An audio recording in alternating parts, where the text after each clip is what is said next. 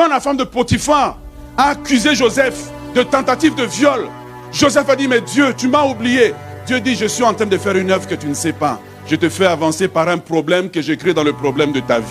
Quand il est arrivé en prison, et il arrive en prison, il va solutionner un rêve. Et il pense que c'est par là que Dieu va le faire. Dieu dit, j'ai des méthodes que tu ne connais pas. Je te fais avancer par les méthodes des problèmes. Je crée des problèmes dans tes problèmes pour solutionner tes problèmes. Et alors, à un moment donné, Dieu dit, Joseph dit, mais je suis épuisé, je ne sais pas comment je vais m'en sortir. Dieu dit, ne t'inquiète pas. Je vais créer un problème dans ton problème pour solutionner le problème de quelqu'un. Comme ça, dans le problème, je t'élève. Ok, donc il s'en va chez Pharaon. Il crée un problème chez Pharaon. La solution est dans la prison. Pharaon ne peut pas rentrer dans la prison. Pharaon arrive à la prison et dit, donnez-moi un numéro de matricule. J'ai besoin de raconter la personne qui peut solutionner mon problème. Mais la personne qui peut solutionner mon problème est dans le problème que moi je peux solutionner. Deux problèmes se rencontrent et c'est lui qui peut emmener toute chose à la perfection.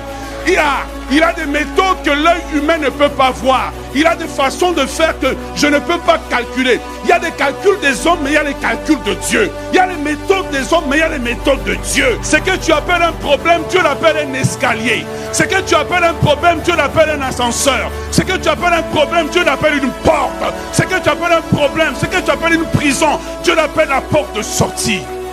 Tu vois le problème quand Dieu te fait la promesse? Il ne montre pas ta date d'expiration au diable. Le diable travaille, mais il ne sait pas qu'il est en train de t'ouvrir des portes.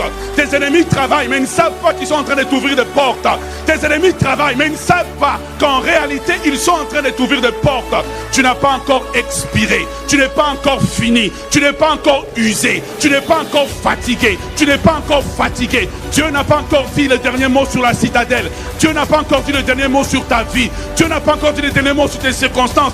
Tout à coup, soudain, tout à coup, soudain, tout à coup, soudain, Dieu va brutaliser tes adversaires. Dieu va brutaliser l'adversité. Dieu va brutaliser l'adversité. Il va ouvrir une porte par laquelle l'ennemi ne comprendra pas. Comment expliquer la puissance de Dieu? Comment expliquer la grandeur de Dieu? Oh, je suis convaincu, je suis persuadé, je ne vois pas le chemin, mais je suis persuadé, je ne vois pas la percée, mais je suis persuadé, je ne comprends pas mes épreuves, mais je suis persuadé.